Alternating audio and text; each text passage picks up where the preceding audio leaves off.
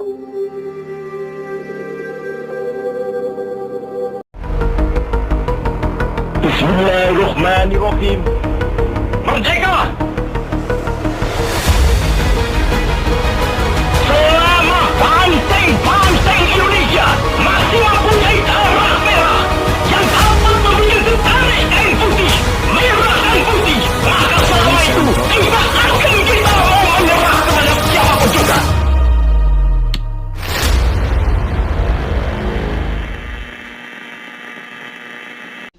Assalamualaikum warahmatullahi wabarakatuh. Kembali lagi dengan saya Fitriatul Azizah. Saya Wika Yesi Karlina. Dalam podcast kali ini membahas tentang novel sejarah yang berjudul Neraka di Timur Jawa, karya Dewi Arif Nugroho dan gelar awal. Jelaskan unsur ekstrinsik novel sejarah Neraka di Timur Jawa. Novel ini menceritakan peristiwa pertumpahan darah antara pemuda Indonesia dan gabungan bela tentara Inggris dan Belanda di kota Surabaya yang letaknya di bagian timur Pulau Jawa. Setelah Indonesia merdeka dari Jepang, tentara Belanda ingin mencoba kembali menguasai Indonesia setelah Jepang kalah dalam Perang Dunia. Kedatangan tentara Belanda tersebut bergabung dengan tentara Inggris yang ingin melecuti semua senjata peninggalan Jepang yang masih ada di Indonesia. Namun, para arek Surabaya yang diantaranya ada Tigor, Farid, Abi, Idrus, dan lain-lain menantang keputusannya dan terjadilah perang pertumpahan darah di antara keduanya. Ratusan ribu korban jiwa berguguran hanya untuk menumpaskan beberapa ribu orang Londo. Cerita ini berakhir dengan kelompok kecil relawan tersebut yang akhirnya terpecah menjadi dua. Yang pertama ada Farid, Abi, dan segelintir relawan lainnya berusaha untuk mengungsikan warga ke tempat Solo. Sedangkan yang kedua ada Tigor dan beberapa relawan lainnya tetap untuk memutuskan bergerilya melawan serdadu-serdadu Inggris.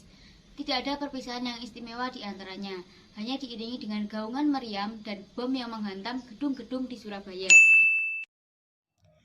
Jelaskan unsur intrinsik novel sejarah Neraka di Timur Jawa. Tema dari novel ini adalah perjuangan dalam mempertahankan kemerdekaan Indonesia. Terdapat beberapa tokoh di cerita ini. Yang pertama ada Abimanyu berwatak pantang menyerah dan tulus. Yang kedua ada Tigor berwatak tegas dan keras. Yang ketiga ada Farid yang berwatak tegas. Keempat Dewi berwatak berhati lembut. 5 Ibu Rami berwatak penyabar. 6 Idrus berwatak keras, tegas dan setia kawan. 7 Pak Harjo berwatak keras, tegas dan teguh pendirian. Alur dari cerita ini adalah maju mundur. Latar tempatnya ada di rumah Abi, kontrakan Idrus, Hotel Orange. Dan yang keempat, tempat siaran radio. Latar suasananya ada menegangkan, menyedihkan, mengharukan, dan memilukan. Latar waktunya malam, pagi, siang pada tahun 1942, 9 November 1945. Yang kedua ada sudut pandang dari tokoh utama yaitu Abi. Sudut pandang ini memberikan pembaca pandangan langsung ke dalam pikiran, perasaan, dan pengalaman Abi selama dia berusaha membuat dirinya bermanfaat bagi dirinya sendiri dan orang lain dengan ikut mempertahankan kemerdekaan Indonesia. Amanat yang terkandung dalam cerita ini adalah kita sebagai bangsa Indonesia harus selalu siap menghadapi tantangan dan ancaman dari dalam maupun luar.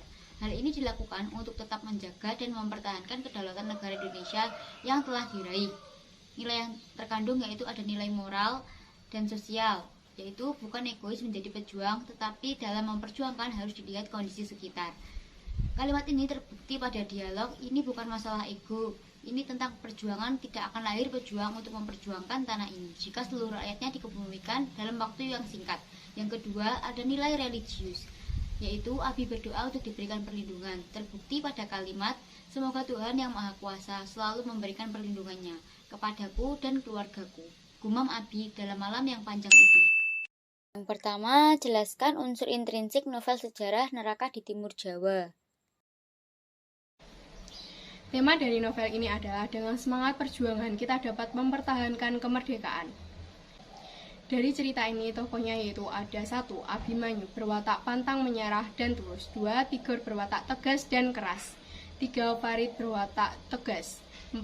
Dewi berwatak berhati lembut. Ibu Rahmi berwatak penyabar. 6. Idris berwatak keras, tegas, dan setia kawan. 7. Pak Harjo berwatak keras, tegas, dan teguh pendirian. Alur dari cerita ini adalah maju dan mundur. Latar tempat. Yang pertama yaitu di rumah Abi, 2 kontrakan Idrus, 3 Hotel Orange, dan 4 tempat siaran radio. Latar suasana, menegangkan, menyedihkan, mengharukan, dan memilukan.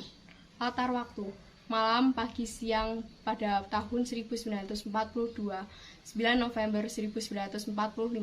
Sudut pandang dari tokoh utama yaitu Abi. Sudut pandang ini memberikan pembaca pandangan langsung ke dalam pikiran, perasaan, dan pengalaman Abi selama dia berusaha membuat dirinya bermanfaat bagi dirinya sendiri dan orang lain dengan ikut mempertahankan kemerdekaan.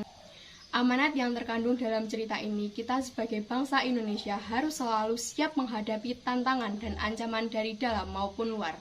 Hal ini dilakukan untuk tetap menjaga dan mempertahankan kedaulatan negara Indonesia yang telah diraih. Nilai yang terkandung yaitu yang pertama, nilai moral dan sosial. Bukan egois menjadi pejuang, tetapi dalam memperjuangkan harus dilihat kondisi sekitar. Dengan terdapat pada bukti kalimat, ini bukan masalah ego, ini tentang perjuangan tidak akan lahir, berjuang untuk mempertahankan tanah ini, jika seluruh rakyatnya dikebunikan dalam waktu yang singkat. Kedua, nilai religius. Abi berdoa untuk diberikan perlindungan, terbukti pada kalimat, semoga Tuhan yang Maha Kuasa selalu memberikan perlindungannya kepadaku dan keluargaku. Gumam Abi dalam malam yang panjang itu. Yang kedua, jelaskan unsur ekstrinsik novel sejarah Neraka di Timur Jawa. Sinopsis dari novel Sejarah Neraka di Timur Jawa yaitu bercerita tentang Adi dan teman-temannya yang berawal dari datanya kembali ras kulit putih ke tanah Jawa. Terdengar suara kericuhan dari pemuda-pemuda lain. Kericuhan tersebut disebabkan oleh Belanda memasang bendera merah putih biru di Hotel Orange. Suara senapan dari tentara Nica dan tentara Jepang yang berasal dari lobi hotel justru semakin membakar semangat masyarakat Surabaya mempertahankan kemerdekaan. Dengan seorang pemuda merobek bendera merah putih biru dirobek bendera warna birunya. Arek-arek Surabaya dengan senjatanya berani menghadang pasukan Inggris yang telah berhasil menguasai 2/3 dari keseluruhan kota Surabaya. Kisah tersebut terbagi menjadi 2 kubu, yaitu sebagian mengungsikan warga ke tempat Solo dan yang lain tetap bergerilya melawan Inggris. Perpisahan 2 kubu tersebut diiringi dengan gaungan bom dan meriam yang menghantam gedung-gedung di Surabaya. Menggoreng ikan dicampur bakmi, digoreng terpisah, jangan sekaligus. Cukup sekian podcast dari kami, semoga mendapat nilai yang bagus. Wassalamualaikum warahmatullahi wabarakatuh. Dadah!